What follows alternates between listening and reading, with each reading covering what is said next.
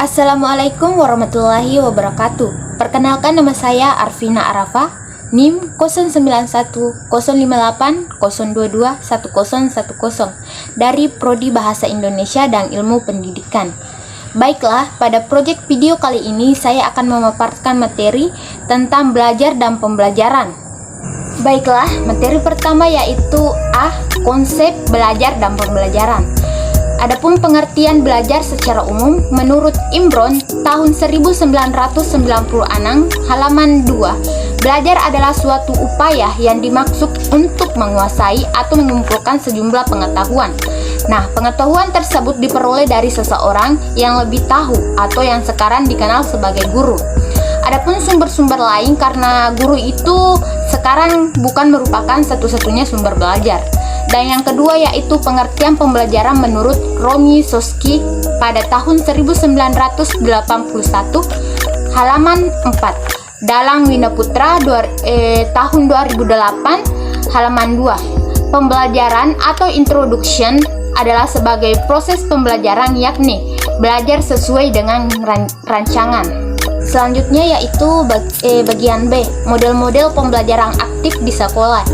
Yang pertama bagian A, pembelajaran aktif di sekolah.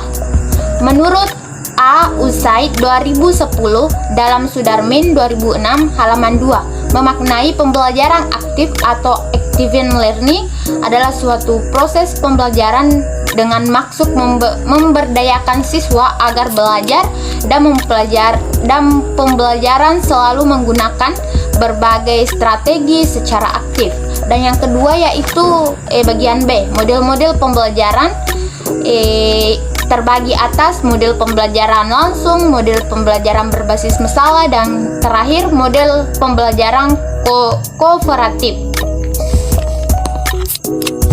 Bagian C yaitu teori belajar behavioristik dan penerapannya dalam pembelajaran. Yang pertama yaitu A, konsep belajar menurut pandangan psikologi behavioristik Imron tahun 1996 halaman 3-9, mengemukakan bahwa menurut teori behavioristik belajar adalah kontrol instrumen yang berasal dari lingkungan. Teori belajar menurut Pavlov, prinsip belajar teori Pavlov ada 4 prinsip utama dalam eksperimen Ivan Pavlov, antara lain yaitu fase penguasa akuisisi, fase eliminasi excitation, dan fase generalization, dan yang terakhir yaitu fase diskriminasi atau discrimination.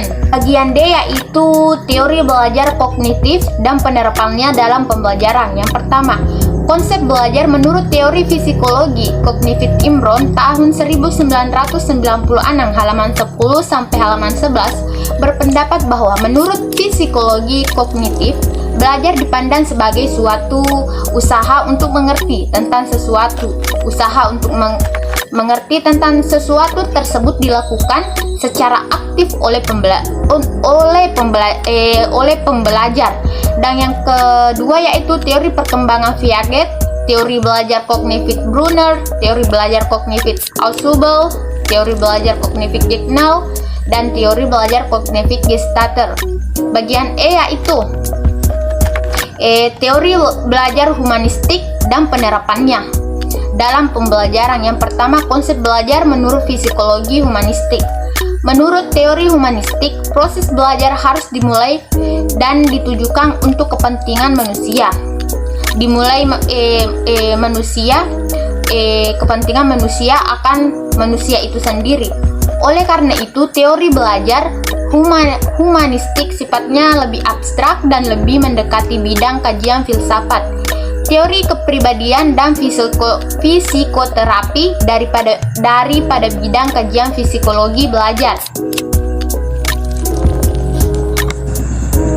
Bagian F, teori belajar sibernetik dan penerapannya dalam pembelajaran.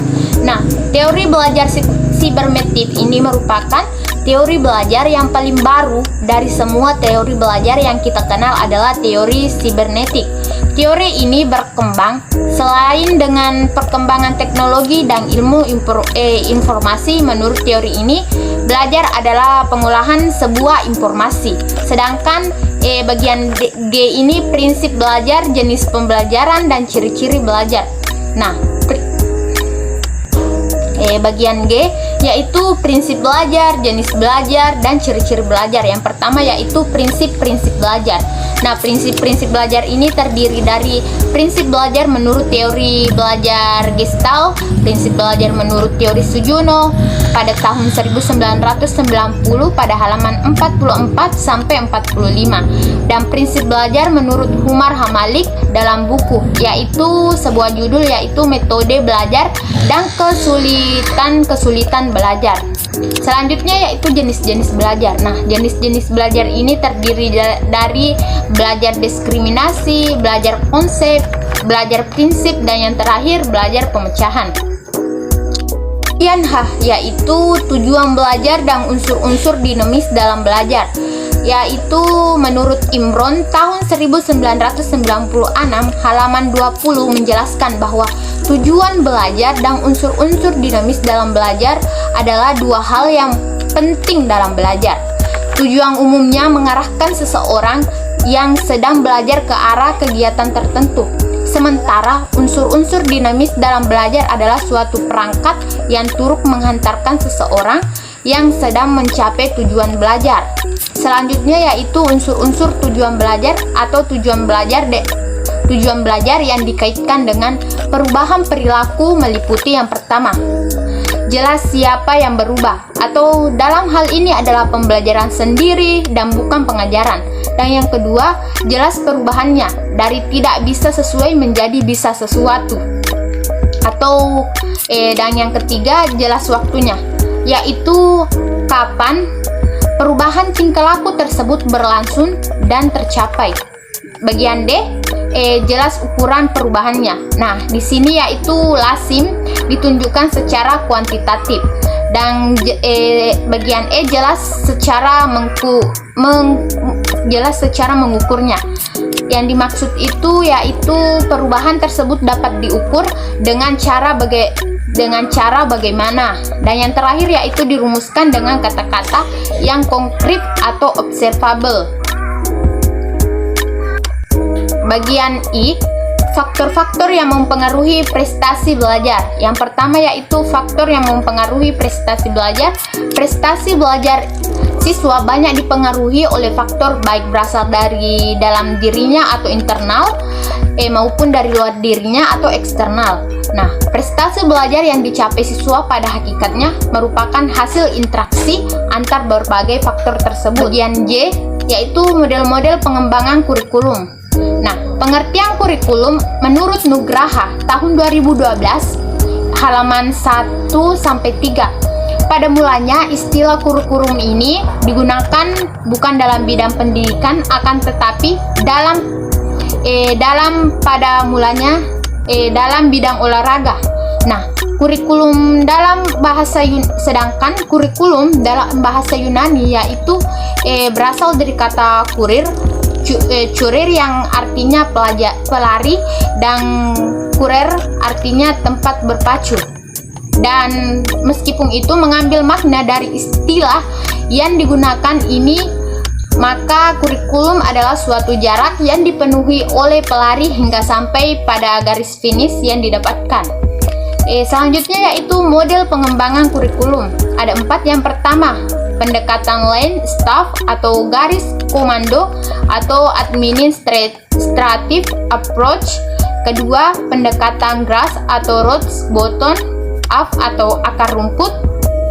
Dan yang ketiga, mode arah terbalik Hilda Taba. Dan yang terakhir, mode beruch.